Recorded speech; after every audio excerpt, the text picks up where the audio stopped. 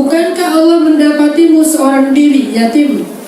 Kalau Allah beri kamu keluarga, bukankah Allah mendapatimu dalam keadaan bingung, nih gimana perawatan saya, gimana cara saya berobat? Allah memberi kamu jalan keluar, petunjuk, tiba-tiba ditampung di rumah teduh, dirawat oleh yayasan, dibiayai oleh banyak followers, banyak jamaah, sehingga beliau tidak perlu ngantri untuk lewat BPJS, untuk dapat kamar itu susah banget, tapi beliau bisa dapat. Bukan hanya itu, dirawat langsung diobati oleh dokter spesialis senior di Bandung. Itu kan gak mudah. Dapat dokter yang masih koas saja susah, dirawat masuk ke ruang aja susah, apalagi dirawat oleh dokter senior spesialis yang paling legend di Bandung. Itu gak gampang teman-teman, kalau bukan karena Allah yang menggerakkan semuanya untuk merawat dia. Allah gerakkan yang punya rumah teduh, Allah gerakkan para relawan-relawan, Allah gerakkan Mas Hadi untuk menikahi dia, Allah gerakkan orang-orang di rumah sakit untuk ngasih dia kamar, Allah gerakkan para dokter spesialis untuk memperhatikan dia secara khusus. Semua Allah gerakkan. Wa wajadaka dhallan, kamu bingung kayak gimana caranya? Fahada, Allah kasih jalan. Wa wajadaka a'ilan, kamu nggak punya harta, nggak punya uang, gimana saya mau dirawat di rumah sakit itu oleh dokter spesialis yang biasanya cuma buat VVIP? Saya nggak punya modal sama sekali. Fa'alna, Allah kasih kamu modal lewat istri saya, lewat rumah teduh, lewat pasien lewat para donatur. Mudah buat Allah Subhanahu Wa Taala. Itu menjadi bukti sebetulnya modal hidup kita tuh cuma gini dulu. Masalahnya, ketika kita begini, kita gak cukup syarat untuk diijabah. Kita gak cukup syarat untuk mendapatkan keajaiban. Itu doang masalahnya. Sehingga kalau kita pengen hidup kita itu mudah, yang harus kita lakukan setiap hari gimana membuat doa kita itu layak diijabah oleh Allah. Banyak orang yang setiap hari ngumpulin harta, nabung. Buat apa? Nanti kalau sewaktu-waktu butuh tinggal ngambil. Oke, itu tidak masalah. Tapi ada hal yang lebih penting untuk kita lakukan daripada sekedar menabung, membeli aset. Bukankah teman-teman bekerja di sini juga salah satunya untuk nabung di Indonesia? Ngirim, beli aset, beli sawah, beli ruko, beli hotel, beli apa gitu kan ya? Tujuannya buat apa? Biar kalau kita pulang ke Indonesia, kita nggak perlu capek-capek lagi bekerja. Uang sudah ngalir, tinggal kita cari selama misalnya 5 tahun, 10 tahun di Hongkong, kita nabung, beli sawah 1 petak, 2 petak, 3 petak, sampai 12 petak sawah. Atau ada yang kalau di kota tuh beli ruko, 1 ruko, 2 ruko, sampai 12 ruko. Pas pulang ke sana, berarti setiap bulan kita dapat dari kontrakan ruko itu pendapatan bulanan kita. Kan tujuannya buat kayak gitu kan? Ternyata selain untuk kita membeli aset, kita nabung, ada hal yang lebih penting kita lakukan. Tujuan kita selama kita berada di Hongkong itu adalah menjadikan doa kita layak diijabah oleh Allah Subhanahu Wa Taala. Gimana Ustaz cara supaya doa kita layak diijabah oleh Allah? Nanti kita bahas beberapa poin. Makanya yang paling penting dalam hidup kita tuh kayak gini nih. Jadi cerita tadi Mas Hadi dengan salah satu pasien yang kemudian tiba-tiba Allah gerakkan, alam yajidka yatiman fa'awa wa wajadaka dhallan fahada wa wajadaka a'ilan fa'agna. Itu ayat benar-benar ajaib dalam hidup kita. Pernah merasa yatim fa'awa? Pernah merasa dhallan fahada? Pernah merasa a'ilan fa'agna? Pernah merasa sendiri tiba-tiba Allah datangkan teman, sahabat dan keluarga baru? Pernah merasakan ketika kita bingung tiba-tiba Allah kasih jalan keluar? Pernah merasakan ketika kita ngerasa tidak punya apa-apa Allah beri kecukupan? Itu bukti bahwa hidup kita itu ada di tangan Allah SWT. Allah gerakkan semua orang untuk kita. Tiba-tiba dokter jadi kasihan sama dia, itu kan suatu yang susah banget. Kalau seandainya teman-teman tahu gimana modal pengobatan di Indonesia, birokrasi yang ribet banget di rumah sakit kita, ini kita bakalan sadar berarti ibu ini dikasih keajaiban. Kalau sampai dokter senior, direktur rumah sakit turun tangan untuk mengobati beliau. Ngurus BPJS itu lama banget ngantrinya. Untuk bisa disinar, itu antrian di kemo itu bisa 2 bulan, 3 bulan, paling cepat 2 bulan. Ada yang sekarang sakit di kemonya 6 bulan lagi. 6 bulan, tapi tiba-tiba menjadi hanya seminggu. Kayak mana caranya? Allah yang menggerakkan. Yang tadinya nggak dapat priority, tiba-tiba dapat priority. Saya juga sekarang merasa sebagai anak tukang pangkas keliling dunia, Allah yang memudahkan. Wa wajadaka ailan fa'aghna. Mana pernah saya terbayang bisa bawa anak ke Hong Kong, bisa bawa istri ke Hong Kong, bisa jalan-jalan ke Jepang, main snowboarding walaupun jatuh melulu, ke New Zealand, pergi ke tempat bikin film Lord of the Ring, pergi kemana-mana keliling, dan nggak butuh modal karena uangnya ada di Allah. Allah yang titipkan uang itu lewat panitia, lewat siapa, mereka beliin tiket, tinggal jalan aja. Mana pernah terbayangkan itu kalau bukan karena Allah Subhanahu Wa Taala yang memudahkan. Jadi modal saya, ya Allah, saya pengen jalan-jalan ke Turki. Saya doa itu di Ka'bah, ya Allah, saya pengen ke Turki dan pengen ke camp pengungsi Suriah di perbatasan Turki. Beberapa bulan yang lalu, saya terakhir ke Mekah itu kalau nggak salah Januari saya berdoa. Pas pulang dari Mekah, pulang dari umroh, tiba-tiba dapat SMS dari Qatar, dari Doha. Ustaz, boleh nggak Ustaz kita undang ceramah di Doha? Kapan? Bulan April. Saya bilang, boleh nggak nanti pulangnya jangan langsung ke Jakarta, mampir di Turki dulu. Kata dia, oh boleh Ustaz, nanti kita beli tiket dari Jakarta Doha, Turki, Jakarta. Oh boleh, alhamdulillah. Berarti saya bisa ke Turki. Baru aja kemarin berdoa di Ka'bah.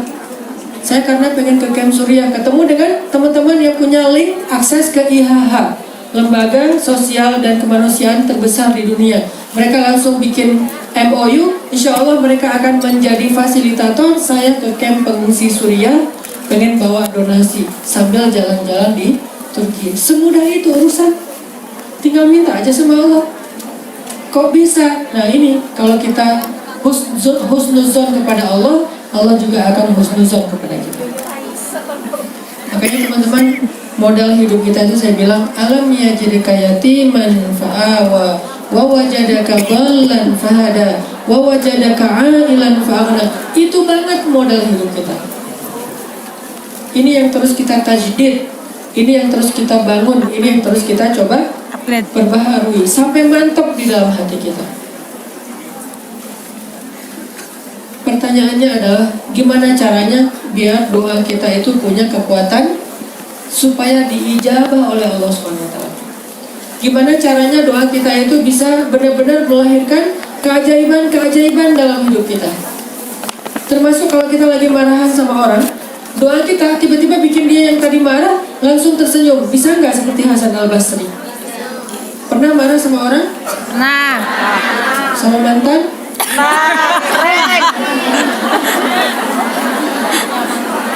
Biarlah mantan pada tempatnya. Jangan diingat-ingat, jangan diam-diam nge-stalking, jangan diam-diam kepoin pakai akun palsu. Sering. Oh, ternyata dia udah nikah, jahatnya gitu ya. Udah nikah juga masih dikepoin, ngapain? Mudah-mudahan dia cerai gitu kan. Gak boleh kayak gitu ya. Jadi mantan udah aja dilupakan, karena dia bukan siapa-siapa dalam hidup kita. Nanti kita berharap kepada yang lebih baik, yang lebih setia, dan insya Allah yang lebih amanah, meminta kita secara baik-baik kepada orang tua. Nah, pernah marah sama orang, kayak orang udah menikah mungkin marah dengan suami, marah dengan istri, percekcokan rumah tangga, itu biasa terjadi. Saya nih, kalau habis dimarahin istri, yang pertama saya lakukan itu saya wudu, saya sholat 2 rakaat. Ya Allah, tenangkanlah hati saya dan hati pasangan saya. Jadikanlah kami saling mencintai. Kalau cintanya mulai agak sedikit renggang gara-gara emosi, gara-gara tersinggung, minta kepada Allah. Tiba-tiba begitu selesai sholat, itu banyak keajaiban yang terjadi. Minimal apa? Minimal tadi saya juga ngambek, saya juga mungkin bete, saya juga mungkin marah. Minimal saya dulu, ya Allah, tenangkan hatinya. Tiba-tiba hati yang tadi bete, marah, begitu selesai sholat jadi nyaman. Kalau udah nyaman, langsung bisa tersenyum kepada pasangan. Pasangan gimana kita? Kalau kita tersenyum, akhirnya dia juga tersenyum. Biasanya saya suka kasih tangan saya, ya udah, bukan untuk dicium, untuk dipukul, biar dia puas. Pukul gitu, pukul manja namanya. Dan pukulan manja udah beres, pelukan beres.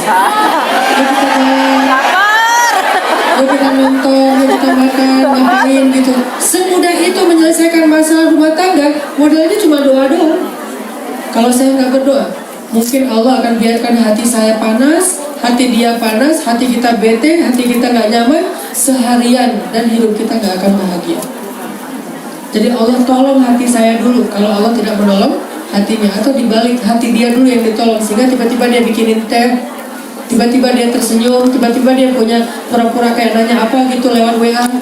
Akhirnya saya balas dengan ngirim emoticon tersenyum, dia balas lagi dengan emoticon kiss. Akhirnya kita Kiss-kissan. sederhana, tinggal doa kepada Allah. Kan Allah yang membolak-balikan hati. Ya muqallibal qulub. Doa saya kalau lagi marahan, Rabbana hablana min azwajina wa dzurriyyatina qurrata a'yun. Ya Allah, jadikan pasangan buat saya itu penyejuk hati. Itu kan yang didoain. Yang tadi pasangan buat saya agak sedikit bikin saya deg-degan, sekarang bikin pasangan itu buat saya menjadi penyejuk hati. Berubah langsung. Apalagi kalau udah diajak belanja, langsung berubah. Jalan-jalan ke mall, kamu mau apa ya? Mau ini, beliin, yang beli itu beliin. Ternyata itu bisa merubah mood langsung ya, alhamdulillah. Tapi tetap aja ide-ide itu kan muncul dari Allah. Ke mall mana, makan di mana, belanja di mana, nonton di mana. Yang pasti ngaji di mana. Tiba-tiba kita lagi dalam keadaan bete nih, ikut pengajian. Dan saya nggak pernah ngomong sama ustadznya tentang materi, tapi tiba-tiba Allah menggerakkan lisan ustadz membahas satu materi yang benar-benar menohok kita nih. Jadi ustadz kayak tahu aja kita lagi ngalamin sesuatu, dia nasihati kita habis-habisan, pas pulang kita pandang-pandangan sambil tersenyum. Ternyata Allah menggerakkan kita ke pengajian itu untuk dapat nasihat dari Allah melalui seorang ustadz. Allah punya banyak cara. Wa wajadaka dhallan fahada. Gimana cara biar kita dapat keajaiban ini? Doa yang diijabah, doa yang inni qarib ujibu da'watad da'i idza da'an. Cara pertama, falyastajibu li. Jangan kecewain Allah. Falyastajibu li. Apa arti falyastajibu li? Istijabah, penuhi atau lakukan semua yang Allah perintahkan. Wafa, dalam bahasa kita disebut dengan wafa. Wa Ibrahim alladzi waffa, dan juga Ibrahim yang selalu wafa. Apa arti wafa? Menunaikan semua perintah Allah SWT, walaupun susah sekalipun. Nanti doa kita yang sulit juga akan Allah kabulkan. Makin susah amal yang kita kerjakan, berarti makin besar keajaiban yang kita dapatkan. Makin sulit urusan yang kita lakukan, maka makin besar juga keajaiban yang akan kita dapatkan. Ini tergantung amal soleh. Makanya ada orang pakai bahasa canda, tergantung amalan gitu ya. Yeah. Itu tergantung amal soleh kita. Ibrahim salah satunya. Ibrahim itu karena orangnya wafat, maka Allah berikan banyak sekali keajaiban dalam hidupnya. Contoh kisah Siti Hajar. Itu kan wafatnya seorang istri kepada suami, seorang hamba kepada Allah. Sehingga Allah Subhanahu wa Ta'ala memberikan keajaiban kepada Hajar dan kepada Ibrahim yang gak pernah kita duga-duga. Wafa dan husnuzon sama Allah. Wafa dan husnuzon. Kan ceritanya Ibrahim lagi mau bawa Hajar traveling, tapi gak disebutin kemana. Pokoknya jalan aja. Cuman beli tiket yang sifatnya banyak transit, tapi gak jelas sampainya di mana. Transit jalan sama Ibrahim bertiga. Ibrahim, Hajar, dan bayi yang masih kecil Ismail. Dari Palestina melintasi gurun Sahara berhari-hari sampai di sebuah lembah batu. Bukan lembah pasir, lembah batu. Yang jangankan hidup manusia di situ, tumbuhan aja nggak ada yang tumbuh di sana. Sampai di lembah itu tiba-tiba Ibrahim mengatakan, Hajar, kita istirahat di sini. Hajar istirahat, kemudian bermalam. Besok pagi tiba-tiba Ibrahim mengatakan, Hajar, saya tinggalkan kalian di sini. Saya akan kembali ke Palestina. Hajar kaget, hah? Di sini? Kalau ditinggalkannya di sebuah kota yang berperadaban masih mending. Kalau ditinggalkannya di mall buat ibu-ibu oke-oke aja lah. Kalau ditinggalkannya di hotel bintang 5 gak masalah. Ini ditinggalkan di tengah padang batu. Bukan padang pasir, bukan padang rumput, bukan hutan, batu yang gak ada kehidupan sama sekali. Akhirnya Hajar kaget, Ibrahim mau kemana? Kata Ibrahim, saya akan kembali ke Palestina. Kata Hajar, bagaimana dengan kami? Ibrahim tidak bisa menjawab, karena Ibrahim juga tidak punya jawaban. Ibrahim langsung melangkah pergi. Hajar memanggil, ya Ibrahim, gimana dengan saya? Gimana dengan Ismail? Tidak ada orang di sini, wahai Ibrahim. Ibrahim berhenti terus melanjutkan lagi langkahnya. Enggak sama sekali menjawab. Setelah Ibrahim berjalan beberapa langkah, Hajar memanggil, ya Ibrahim, Allahu amaraka bihada?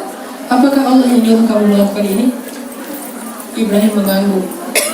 Kemudian Hajar mengatakan, idzan la yudayyi'anallah. Allah nggak akan ngecewain kamu. Pergilah Ibrahim. Allah nggak akan ngecewain kami. Pergilah wahai Ibrahim.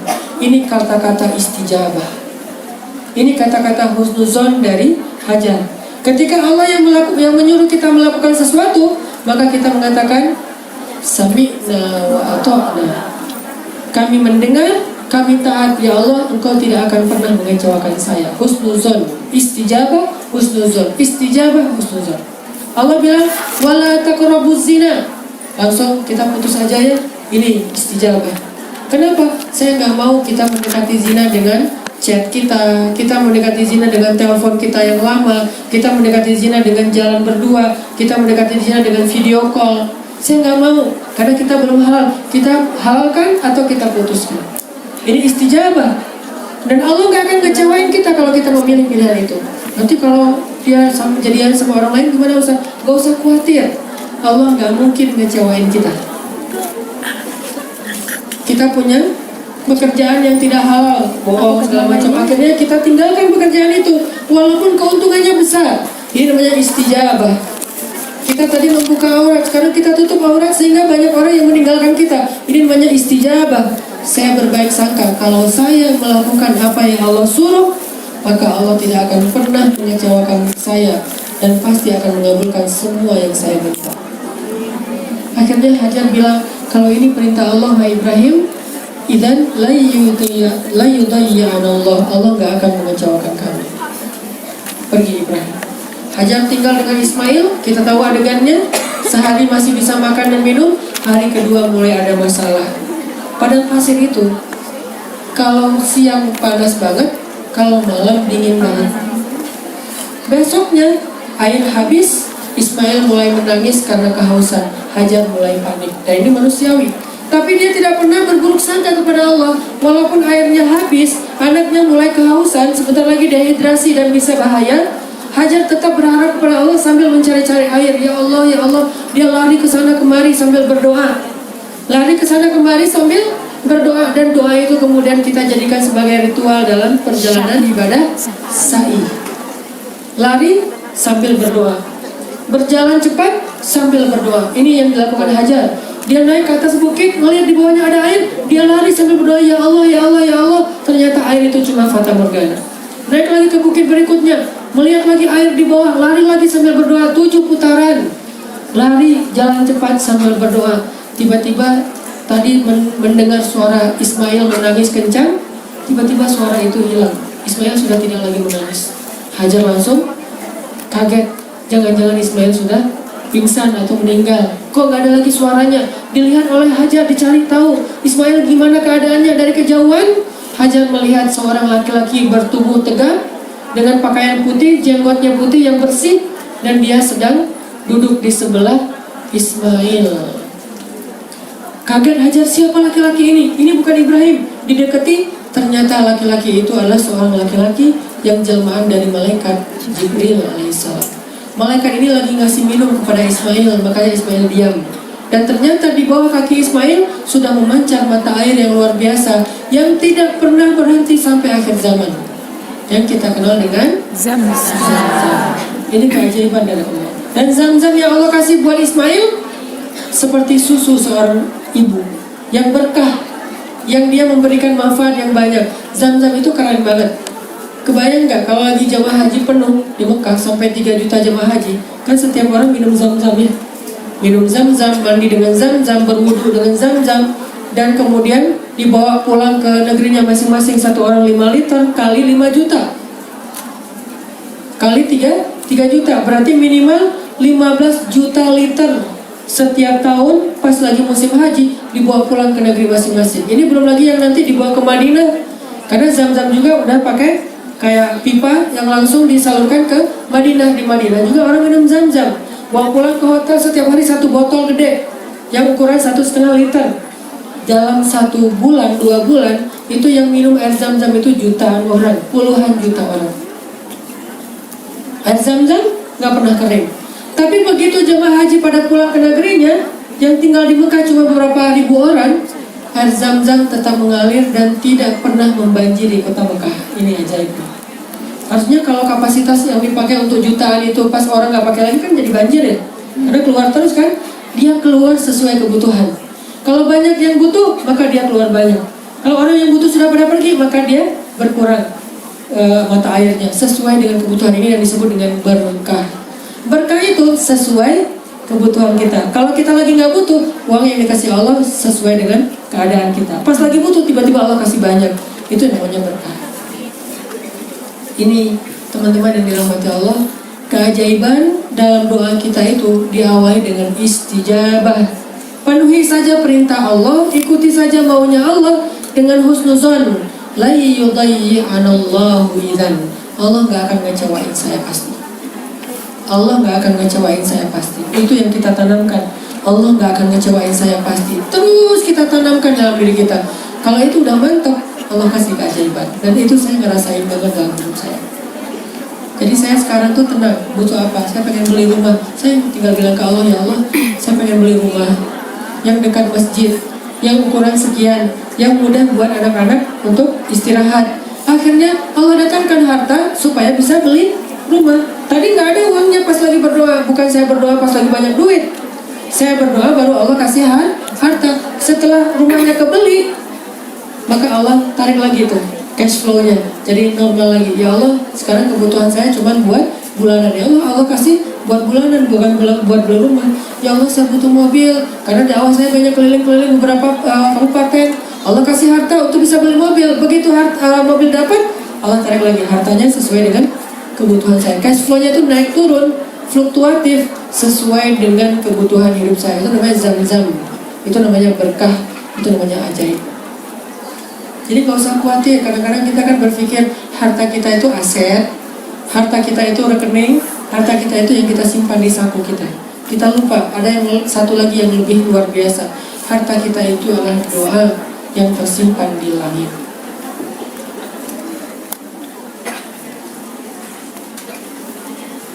Harta kita itu adalah doa yang tersimpan di langit. Itu yang pertama, istijabah. Kalau kita pengen doa kita tuh ajaib, punya kejutan-kejutan. Yang kedua, wasilah, tawasul. Apa itu wasilah? Minta doa dari orang yang soleh. Jadi biar kita dapat keajaiban.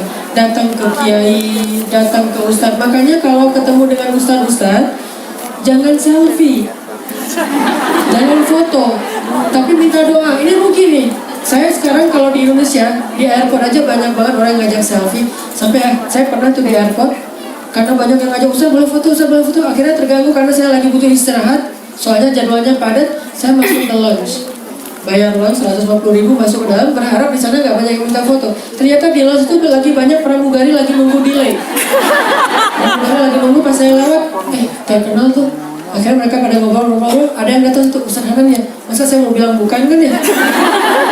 Ustaz Hanan ya? Ya, bener Ustaz Hanan. Ada ngerayo, Ustaz Hanan. Akhirnya saya istirahatnya di mana? Saya istirahatnya selama 2 jam di toilet. Masuk ke WC, tutup aja, duduk. Bisa balas-balas WA, bisa update status, bisa browsing-browsing. Di toilet 2 jam, karena di luar nggak ada tempat yang aman. Zombie di mana-mana. Cakar-cakaran, ini zombie semua nih. Ini enggak, saya apresiasi teman-teman followers, berarti sangat mencintai saya karena Allah. Makasih banyak, canda doang. Intinya adalah daripada saya nanti di-unfollow kan bahaya. Usahanya sekarang followersnya tinggal 100, bahaya. Nah, ternyata kita kalau ketemu ulama, tren kita zaman sekarang kan foto bareng gitu ya. Itu mungkin sebutlah sebagai hobi aja lah. Tapi ada yang lebih berharga dari foto-fotoan. minta doa dan mereka, Ustaz doain saya, Syekh doain saya, Pak Yai doain saya. Karena doa mereka mungkin lebih diijabah oleh Allah daripada doa kita. Soalnya amalan mereka lebih banyak. Mereka ahli tahajud, mereka ahli zikir, mereka ahli sholawat, mereka hafal Al-Quran. Dan kita nggak tahu. Sementara kita Al-Quran lagi belajar membaca, belum hafal. Sementara tahajud subuh aja sering dijamak dengan Tuhan. Sementara kita masalah zikir yang kita baca itu sedikit. Mereka kan wiridnya tuh banyak banget ya. Sampai kalau misalnya kita lihat dibuka sorbannya atau kupluknya itu ada asar sujud. Makanya saya pakai kupluk nggak mau ria. Iya, padahal nggak ada. Bersih nggak ada asar sujud. Biar nggak ketahuan kalau saya nggak ahli tahajud. Saya pakai kupluk. Nah, yang jelas doa mereka itu lebih berharga daripada selfie kita. Sehingga saya kalau ketemu dengan orang soleh, para ustadz, kayak kemarin ketemu dengan Ustadz Adi Hidayat gitu, Ustadz beri saya 2 hal, nasihat dan doa. Beliau kan bingung gimana nasihat sama Ustadz, mana nasihat? Nasihati, ya udah Ustadz, karena Ustadz udah minta, saya kasih nasihat. Soalnya nasihat itu hak, harus diberikan kalau diminta. Akhirnya diberi saya nasihat, terus didoakan. Itu modal saya tuh, wasilah tawasul dengan doa orang-orang soleh. Termasuk yang adegan tukang beca tadi. Bisa jadi dia bukan ahli zikir, bukan ulama yang ahli ilmu, bukan ahli ibadah, tapi setidaknya dia orang yang sedikit dosa. Orang yang paling mulia di sisi Allah, bukan yang paling banyak amalnya. Orang yang paling mulia di sisi Allah, yang paling sedikit dosanya. Ada orang yang amalnya banyak, tapi dosanya juga banyak. Maka ada orang yang dosanya sedikit, walaupun amalnya pas-pasan, tidak melanggar tapi pas-pasan. Makanya doa yang diijabah kadang-kadang tuh tukang beca, orang yang kita bantu. Saya sering banget kayak misalnya ada bapak-bapak lagi jualan malam-malam jam 12 malam lewat depan gang rumah saya jualan telur asin. Siapa juga yang mau beli telur asin jam 12 malam? Kenapa dia masih jualan? Karena seharian dia jualan gak ada yang beli dan dia gak mau pulang dalam keadaan tidak bawa apa-apa untuk anak istrinya, kasihan. Masih tok gitu jualan telur asin. Saya buka pintu, jam 12 malam jualan telur asin. Pak sini pak. Langsung dia datang dengan wajah berharap gitu dibeli. Ini Mas ada telur asin. Dari pagi saya jualan belum ada yang beli. Bentar lagi saya harus pulang, udah jam 12 malam. Berapa Pak? Ini satu butirnya sebutlah misalnya 1.000. Saya borong semuanya walaupun saya nggak suka telur asin. Nanti tinggal dibagi-bagi ke tetangga kan. Saya borong semuanya, berapa semuanya? 50.000. Saya kasih 100.000, lagi-lagi 100.000. Dan doyanan saya cuma 100.000, gak bisa lebih. Saya kasih 100.000. Apa yang terjadi? Dia nangis, dia doa. Itu yang lebih mahal buat saya daripada telur asin. Telur asin 50.000 juga menurut saya kemahalan. Tapi 100.000 membayar doanya terlalu murah. Angka doa dia itu bukan 100.000, 1 juta juga murah. Karena nanti Allah kasih bisa puluhan ratusan juta buat saya lewat doa itu kan. Jadi saya lagi nggak bayar telur asin, saya lagi membayar doa orang yang lagi diijabah oleh Allah. Pertama dia mujahid, mencari nafkah dengan cara yang halal. Kedua dia musafir, di luar kota dia datang jualan telur asin malam-malam. Ketiga dia orang yang kesusahan. Keempat mungkin dia orang yang sedikit dosa, orang yang polos, nggak banyak dosa, nggak pernah ngomongin orang lain, nggak pernah berbuat dosa maksiat. Ngapain dosa maksiat kan butuh modal. Kebenaran waktu itu rumah saya masih di sebelahnya sebuah asrama prostitusi. Jadi ada lokalisasi, saya tinggal di situ, di sebelah persis asrama lokalisasi itu. Si bapak ini jualan lewat situ, nggak mungkin dia kan lagi pakai kan ya. Orang nggak punya modal, jual telur asin aja nggak ada yang beli, berarti dia orang yang sedikit dosa. Saya nggak lagi membeli telur asin, saya lagi membayar orang untuk ngedoain saya. Tapi tidak diakatkan, karena kalau sudah diakatkan nggak akan diijabah oleh Allah. Caranya gimana tadi? Dia jual apa? Saya beli tapi 2 kali lipat.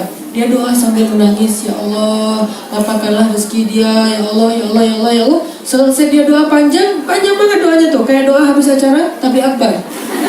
Panjang, 10 menit ada dia berdoain, pakai bahasa yang polos gitu, yang sederhana, tapi doanya ngena semuanya. Akhirnya setelah selesai itu dia pamitan pulang, dia bahagia banget. Ini bawaannya udah kosong. Saya yang bingung mau diapain telur asin. Akhirnya besok pagi saya bagi-bagi ke tetangga. Gak lama kemudian Allah kasih keajaiban. Salah satu keajaibannya istri saya hamil. Anak laki-laki yang saya minta, ya Allah beri saya seorang anak laki-laki.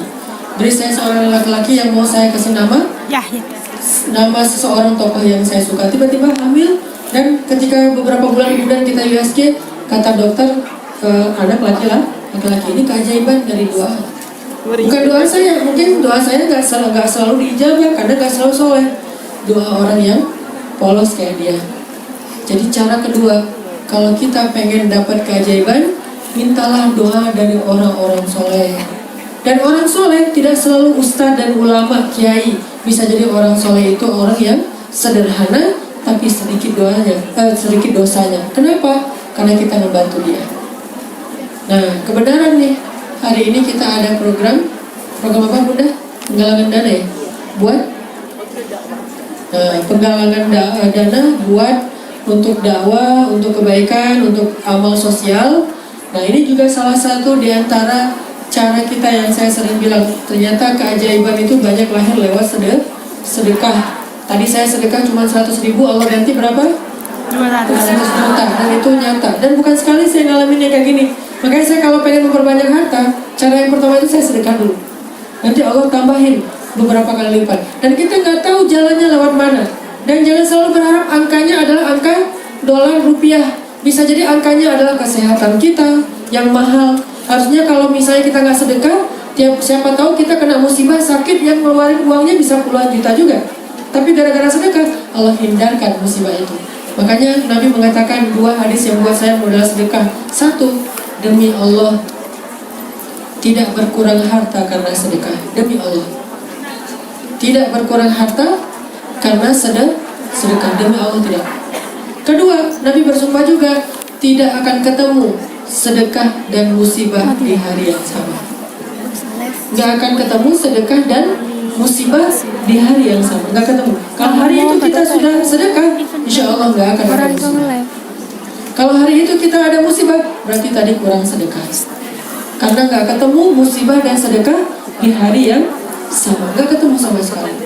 Makanya teman-teman, cara yang kedua ini nih yang bikin kita bisa dapat keajaiban. Mudah-mudahan dengan sedekah kita nanti akan digilir, ada cancelan yang keliling atau ada sorban sedekah buat kita bikin kegiatan-kegiatan dakwah.